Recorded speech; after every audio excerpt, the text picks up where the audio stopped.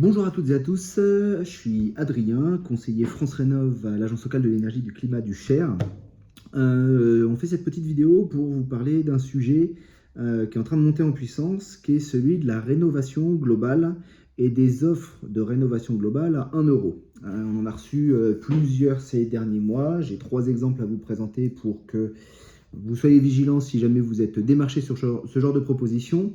La rénovation globale, en gros, dans cette optique-là, c'est une rénovation qui vise à faire un maximum de gains énergétiques sur un logement. Dans ces offres à 1 euro, les travaux sont financés par un dispositif qui s'appelle les certificats d'économie d'énergie, qui est un dispositif qui encourage les fournisseurs d'énergie à donner des aides aux particuliers qui font des travaux d'économie d'énergie chez eux. La rénovation globale à 1 euro, en gros, c'est le principe, c'est de payer les travaux qui permettent d'avoir ce gain énergétique maximal. On va voir de quelle façon ça peut être un peu déguisé dans les propositions, d'essayer de récupérer un maximum d'aide auprès des fournisseurs d'énergie pour payer les travaux qui vont être proposés de réaliser chez vous. J'ai 3 exemples à vous présenter. On y va.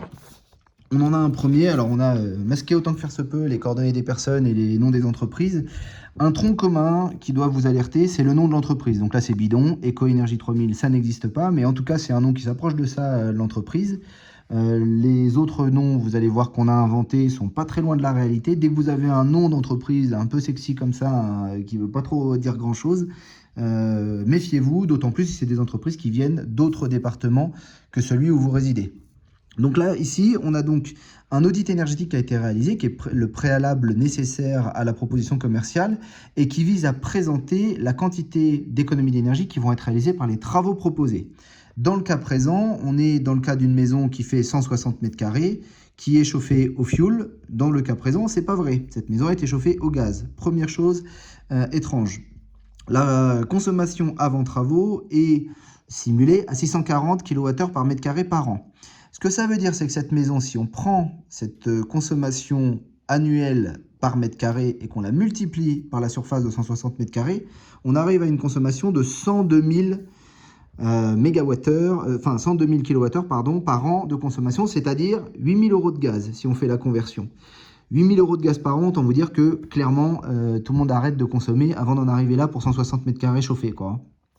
La proposition, elle comprend une isolation de comble perdu, enfin de rampant, pardon, alors que c'est du comble perdu, deuxième imperfection, la pose d'une VMC, la pose d'une pompe à chaleur RO en remplacement donc de la supposée chaudière à fioul qui est en fait une chaudière à gaz, et la pose d'un chauffe-eau thermodynamique. Tout ça pour un total de 20 000 euros TTC, prime C2E, certificat d'économie d'énergie, donc c'est la prime qui est sollicitée auprès des fournisseurs d'énergie, exactement le montant, moins 1 euro, donc un reste à charge de 1 euro.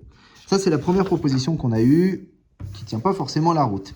Et on annonce, avec les travaux qui sont proposés là, un gain énergétique de 50%.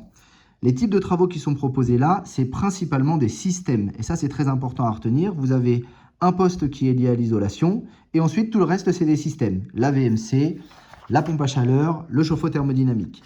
Ça, c'est une première chose à avoir en tête sur laquelle il faut être très vigilante, c'est que les propositions qui vous sont faites, souvent, ça vient d'entreprises qui sont loin de chez vous.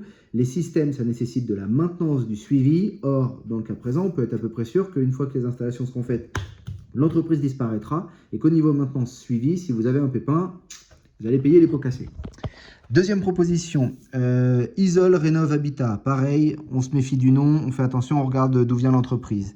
On est sur une maison qui fait 240 mètres carrés, chauffée au fioul, là pour le coup c'est vrai, avec une consommation simulée de 650 kWh par mètre carré par an.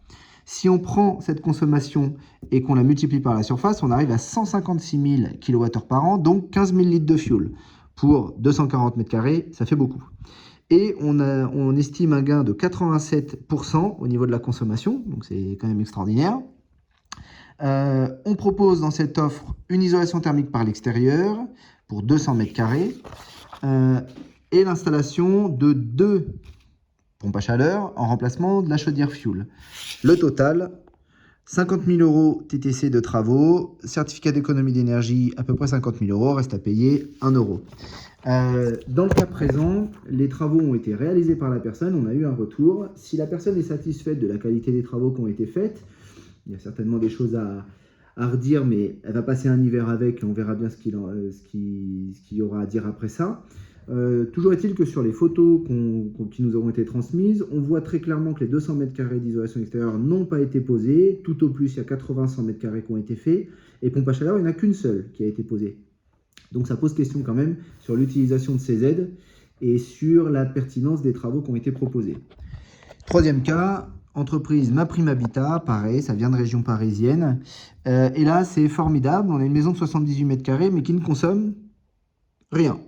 0 kWh par mètre carré par an avant les travaux. Fort heureusement, après les travaux, on est toujours à 0. Malgré tout, on a un gain énergétique, regardez, c'est écrit noir sur blanc, 5578%. Il faudra m'expliquer comment c'est possible de faire un gain aussi important en partant de 0, en allant à 0. Toujours est-il qu'on propose de l'isolation thermique de sous-rampant, alors que là, c'est des combles perdus. Donc, première approximation. Une pompe à chaleur RR et la pose d'un chauffe-eau thermodynamique à accumulation. Même chose, alors on a 1 € de frais de dossier, ça tombe bien. Et donc, la proposition, 17 800 €, bref, un reste à charge de 1 €. Les propositions comme celle-là, il faut énormément s'en méfier. Le fait est que l'audit de départ qui annonce des consommations qui sont astronomiques est la première astuce pour maximiser le gain énergétique. C'est-à-dire que si on présente une situation très dégradée au début, forcément le gain qu'on va tirer des travaux qui sont projetés va être énorme. Et donc le volume d'aide qu'on va pouvoir aller chercher va être énorme. Sauf qu'il y a peu de chances, en faisant un travail sérieux, qu'on retombe sur ces gains énergétiques et donc que les résultats soient au rendez-vous. Les quantités de certificats d'économie d'énergie qui sont sollicités par les entreprises le sont sur la base de cet audit énergétique que vous, en tant que particulier, vous pouvez très bien plaider la méconnaissance, c'est-à-dire indiquer que vous n'êtes pas auditeur, que vous n'y connaissez rien. Néanmoins, vous signez des documents pour demander ces certificats d'économie d'énergie avec votre nom, votre signature.